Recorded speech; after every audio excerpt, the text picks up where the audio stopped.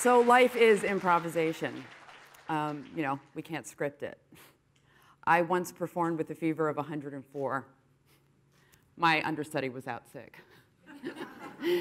Yeah, I was so feverish backstage. I definitely should have been in the hospital, but the show must go on, as they say. And I turned to my co-star in that moment, and I just looked at him and I said, I have no idea what I'm going to do or say tonight, and I'm so sorry. And he looked back at me and just said, my dear, we've got you. And such is life. Now, I really don't remember that performance. It's kind of just a haze. It still is a haze. But I do know that my cast had my back. And they just went with the flow. Because life is improv. Now, they had my back in a way that I think we can actually do in life as well. Because I promise you, in every mundane occurrence that is in our life, we can employ improv. When I go home today, improvisation will be key to making sense of what's in my refrigerator in order to make dinner. And I promise you that in the daily raising of my children and trying to get them to be good citizens of this world, improvisation is key because I make a lot of that up as I go along.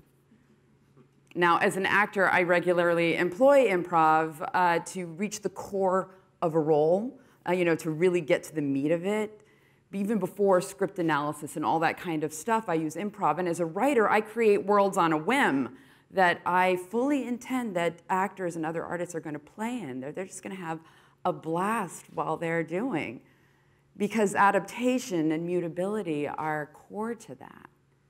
And what's really amazing is that in our artistic world, we get this opportunity over and over again to open ourselves up, to become vulnerable to others, to tell you guys a story, kind of like right now.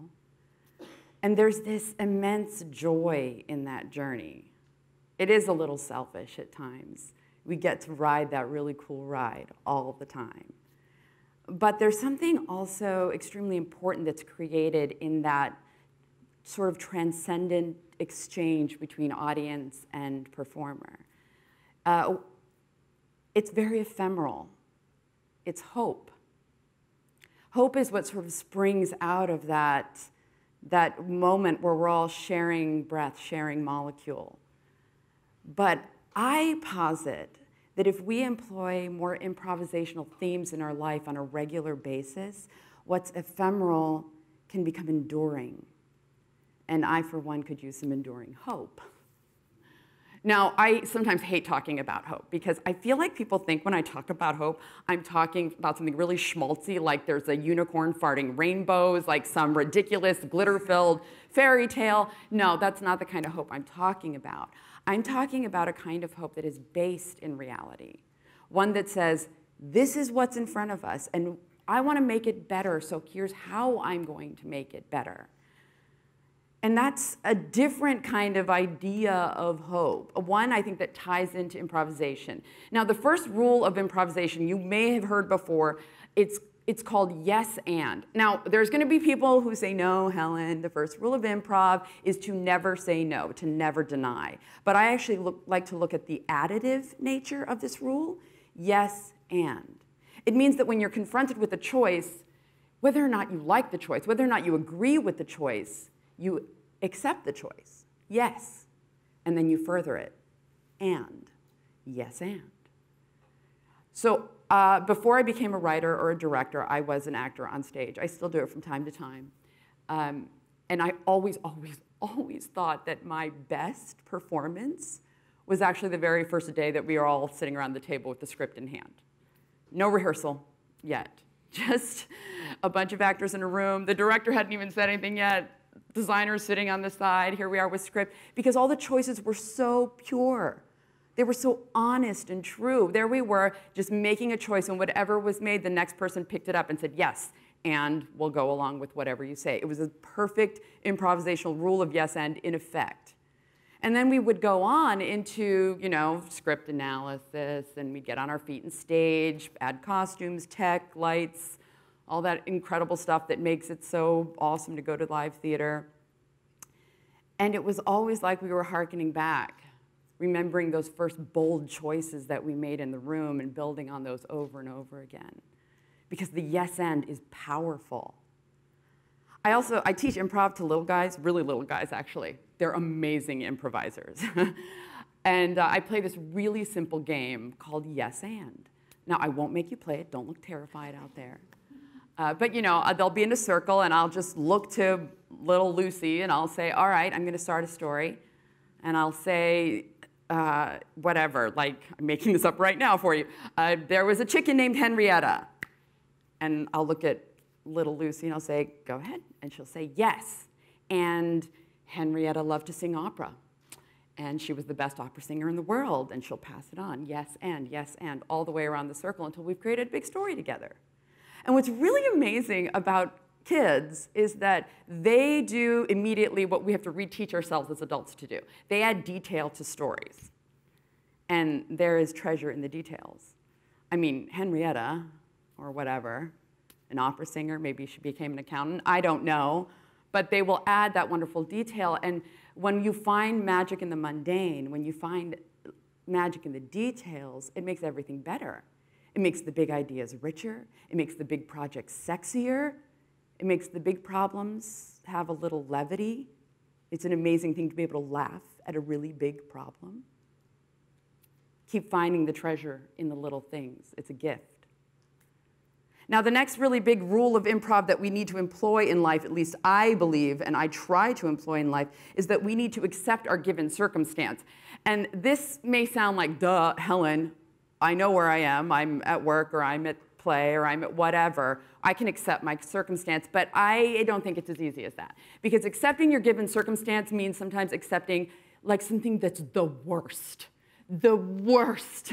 I think we have all had that moment at work, at home, where the person you are dealing with is awful, just awful, or the project is the worst. We've all been there, so accepting the given circumstance sometimes means accepting a horrible given circumstance. And what that can lead to is a standstill. One of my first acting teachers told me that when I was confronted with a choice or a moment or a given circumstance that I really hated, the first thing I should do is breathe. I mean, it's pretty good advice for life in general, right? Just breathe. It gives that whole check yourself before you wreck yourself kind of mentality. Because in that breath, it allows you to accept the circumstance. But bigger than that, it allows you to do what we need to do in those moments, and that is to let go of our ego. This is hard for me because I like being right. I really like being right. Also, I'm right pretty much all of the time, so, you know, I was wrong one time back in like 2009. That was a really rough day for me. But yes, it does mean not getting to be right all the time, or even bigger, it may mean that you are right, but it's irrelevant. I work in the arts. There are a lot of cranky artists, and I'm not going to say they're temperamental. I know us artists are so colorful, right? But we do work in an industry where most of us try to leave the drama for the stage. But we have to unpack emotion for a living. Once that explodes out, it's not always so easy to put it all away. So yes, I have worked with some difficult artists. And so I breathe, and I check my ego, and I accept the fact that temperaments are mutable, and that I cannot change the circumstance. I can accept it, and I can move forward with an adaptation. That might be the best I can get out of that moment. And that's okay. That's a beautiful, wonderful thing. And when you allow for that, it actually allows for the next really big tenet of improv, which is about listening. Now, I teach business speakers and business groups about active listening. I do a lot of things like nod your head, incline forward, move forward if it's interesting. I actually teach them like body language on how to show you're listening. But the listening I'm talking about does further a moment in this way. It means that you're actually listening. Not the kind where you're already making up your response in your head while the other person is talking. You've all done it. You're all like, yeah, I do that all the time. Or the one where you already know what they're going to say, so you're kind enough to cut them off and explain it to them. That one's really joyous. I'm talking about the kind of listening that says, I welcome your choice. I actually want to hear the whole choice, and then I want to further it. That kind of listening is not something that we do every day because we're all so ready to jump in and make a choice because our ego can't let go of it. Can't say that maybe perhaps we need to listen to the whole thing. But it's okay. It's okay because life is improvisation, so we just get to move forward with it. It is a gift to live in a yes and world. It is a treasure to be able to look at life and accept your given circumstance, because when you do, when you move forward in that realm, there it is. It springs up. Hope. Hope that comes from working in harmony with others to create something really, really awesome.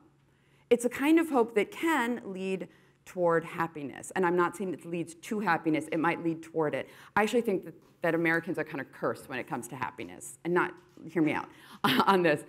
We think we're entitled to happiness, but we're not. And our founding fathers did not say we were entitled to happiness. They only said that we were entitled to the pursuit of it. And I would challenge you to see that it's in the pursuit that improvisation is key. That it's in the pursuit where hope really lies. And when you find yourself looking at the situations in your life and saying yes and accepting the given circumstance and actively listening to further the moment, then all of a sudden, as you go on, you realize that you are not only feeling more hopeful, you are engendering hope in yourselves and in others in a way that they can't help but look at you, no matter how hard the moment, and say, my dear, we've got you. Thank you so much.